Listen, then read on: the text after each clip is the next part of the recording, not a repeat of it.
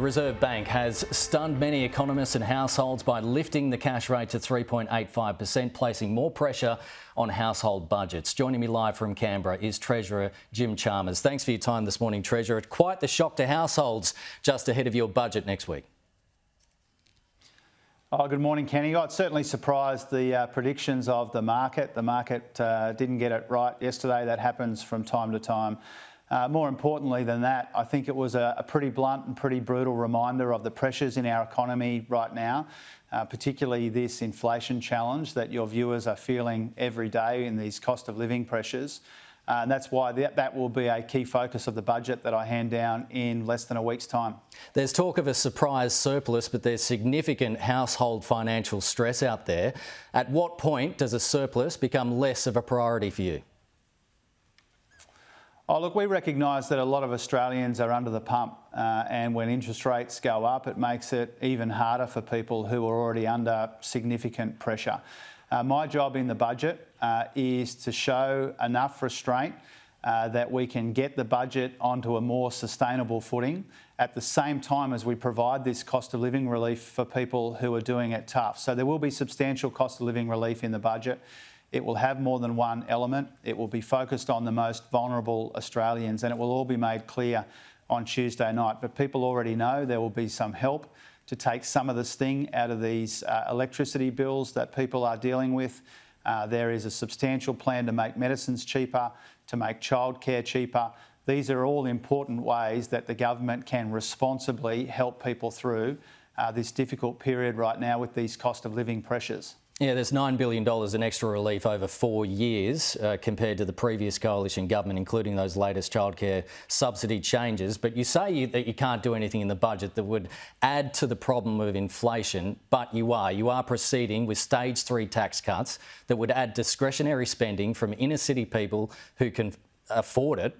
That's going to be $254 billion into the economy over 10 years. Is now the time, now that we know what the RBA is doing, is now the time to reassess that decision on stage 3 tax cuts? Oh, Kenny, our position on stage 3 tax cuts hasn't changed, and it's important to remember that they don't come in for more than a year now. And so making that kind of decision on those stage 3 tax cuts wouldn't have any impact on the inflationary environment that we are dealing with right now.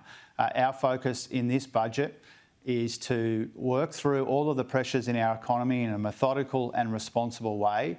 That means a decent cost of living package focused on the most vulnerable, delivered in the most responsible way, cognizant of these inflationary pressures in our economy. But it also means, and a key part of the budget, which I hope is not overlooked, is investing in growing the economy the right way by investing in energy and technology and our industries so that we can grow our economy the right way into the future. That will be an important focus of the budget as well. The RBA wants to see unemployment go up to around about 4.5%. So they're hoping that unemployment rises.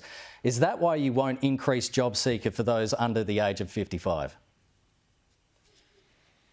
Well, a couple of things about that. The Reserve Bank and the Treasury, frankly, and any economist that you would interview on your program would say that they expect the Australian economy to slow as a consequence of these rate rises which began before the election, in combination with all of this global uncertainty which is slowing the global economy as well. So everybody expects the Australian economy to slow, and the forecasts in the budget next Tuesday night will show that as well. So we need to strike a careful balance here, provide cost of living help in a way that doesn't add substantially to inflation, but also make sure we're investing in the drivers of growth. And those are the priorities in the budget that I will hand down.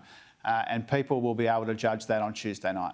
Despite the historically low unemployment rate, there's more people on JobSeeker and youth allowance than just before the pandemic. Businesses are crying out for workers across the country, and yet with the current system, they don't seem to want to. So does that indicate that there is a real problem in the system, or is it still a hangover from COVID? Oh, I think we should be careful about the assumptions that underpin that question. We think that there is more work to be done to try and get people who want to work into good, secure, well-paid jobs. particularly in communities where long-term unemployment has been a feature for too long.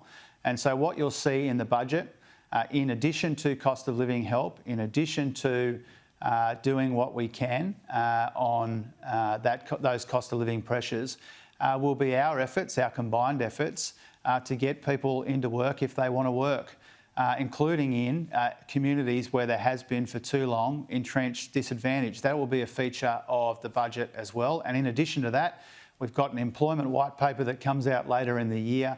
We've got colleagues working on the job agency system to make sure that if people want to work, they can grab the opportunities of an economy that's got unemployment currently running at 3.5%. Treasurer Jim Chalmers, thanks for your time this morning. Thanks, Kenny.